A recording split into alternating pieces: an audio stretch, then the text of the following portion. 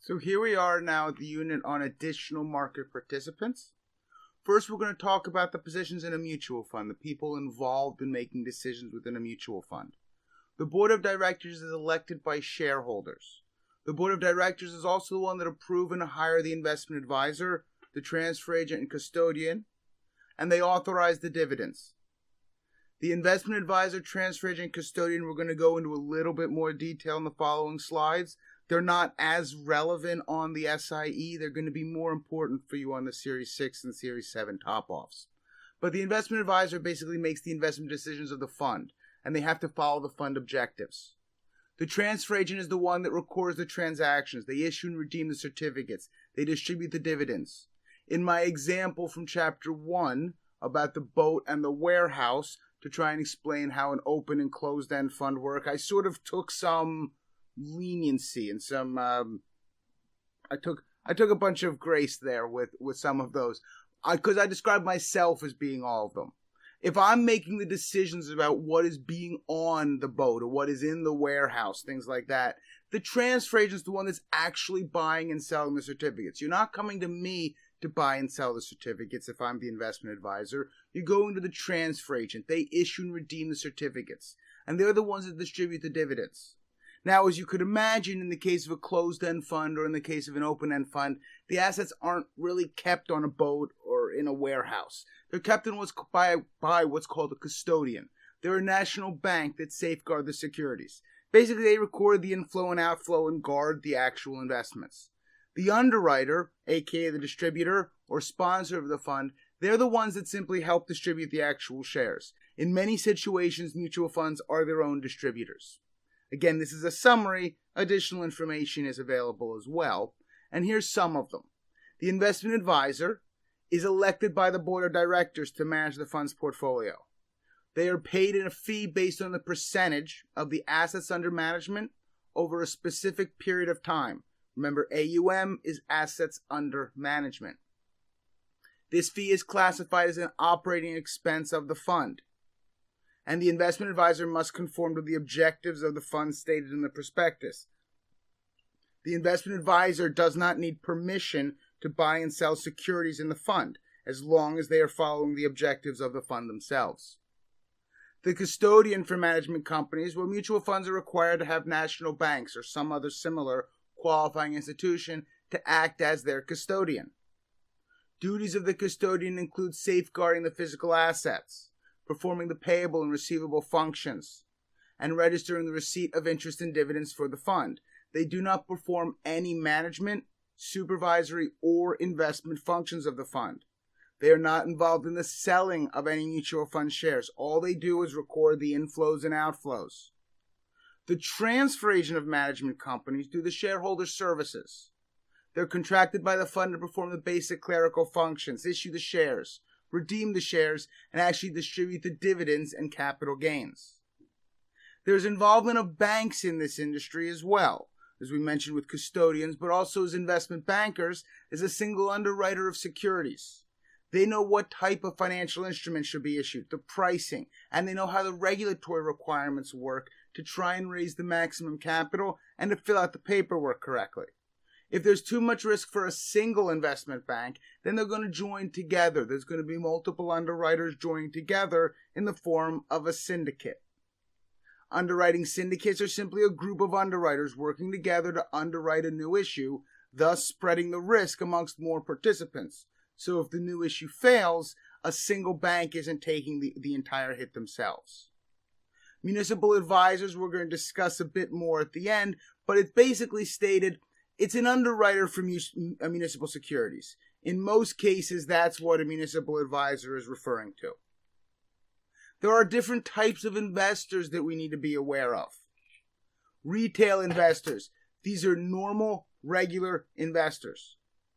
There are accredited investors. These have a net worth of at least $1 million, excluding the primary residence, or have an income of at least $200,000, $300,000 if filing jointly, for the past 2 years with an expectation that that income level is going to continue.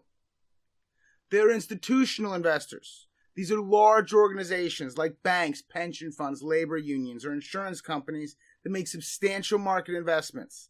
They can't be natural persons, and generally it's considered to have at least $50 million invested. Now, we talked about what a broker-dealer is back in Chapter 1, the very beginning, but there are different types of broker-dealers. There's introducing broker-dealers. These don't actually handle the transactions. They may make recommendations, but someone else is actually handling the trade. I work for an introducing broker-dealer. Most of us likely work for an introducing broker-dealer.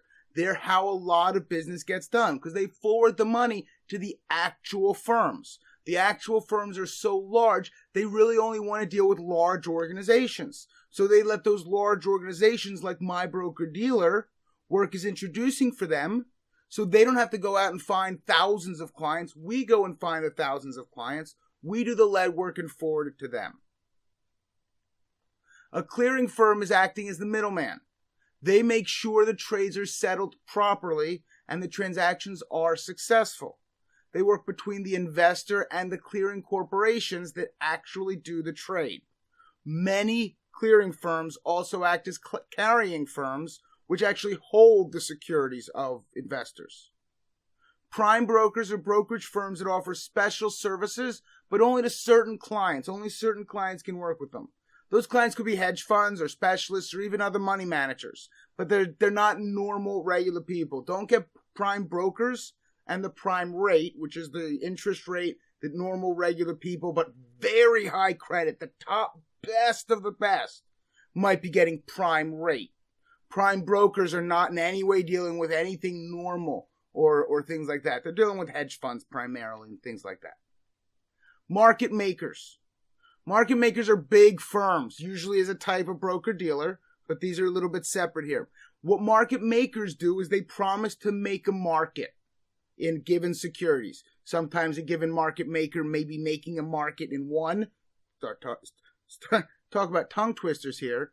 But market makers may choose one specific security. They may choose hundreds. A given security may have a few market makers. It may have hundreds of market makers. But they're big firms, and they're promising to always be willing to buy and sell.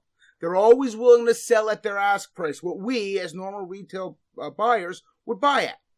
They always are willing to buy at a given bid price, what we, as normal retail investors, would sell at. The combination of the ask and bid is their current quote. Some securities only have a few market makers, as I said, others have hundreds. But the more market makers there are, the more liquid the investment. Market makers must honor their quote. If they make a quote and refuse to honor it, that's called backing away, and there are severe consequences. They don't back away. Now let's look at a quote example, just so we make sure we understand it. If the quote is 50-50-50, we should be able to figure out that this is the price that we as retail investors would sell to this broker-dealer, this market maker at. If we wanted to buy it, this is the price, 50-50, that we would buy at, more than what we could sell at. Makes sense. The difference is called the spread. That's how they make their profit. But this number out here is what sometimes confuses people. All this means is how many shares are being sold. These are quoting the bid, what retailer investors would get for the selling at $50, and they are willing to purchase 10 lots. One lot is 100 shares. So 10 lots is 1,000 shares. And they're willing to purchase 1,000 shares at 50. That's what this is saying. They also are quoting an ask, what they're willing to sell at. They are willing to sell 20 lots. That's 2,000 shares at 50-50. That is what a market maker's bid quote would look like. The bid and the ask and the number of lots, even lots, of which they're willing to sell. Depository and Clearing Corporations. Depository Trust and Clearing Corporation, DTCC. This is American Post-Trade Financial Service Company that provides clearing and settlement services for many types of securities. Clearing is all activities from the time a commitment is made until it is settled. Settlement is the process whereby securities or interests in securities, shares of securities or parts of them, usually against payment of money to fulfill the contractual obligation, is switched. I give you money, you give me securities, that's settlement. The Options Clearing Corporation we mentioned earlier is the OCC, when we're talking about SROs. It is one of the SROs. It is a clearinghouse based in Chicago that specializes in derivative clearing and settlement, primarily basically equity derivatives clearing and settlement. Now, Municipal Advisors, a little bit more about them, is the person that provides advice to or on behalf of municipal entities or similar with respect to municipal financial products. That's basically the underwriter there, undertaking solicitation of municipal entities, things like that to raise money. Also, though, includes financial advisors, guaranteed investment contract brokers, third-party marketers, placement agents, solicitors, finders, and swap advisors gauging in municipal advisory advice. Municipal advisors sort of splits the difference between being an underwriter and being like an investment advisor, but only dealing in municipal securities. Basically, as I said, it's an underwriter for municipalities. Traders. These are individuals who engage in buying and selling of financial assets in any market, but either for themselves or someone else. There's a difference between a trader and an investor. An investor is somebody who is trading, but for long term. They're not doing it that often. They're buying and selling over a long period. Trading and traders are short term. They can work for a company using company money.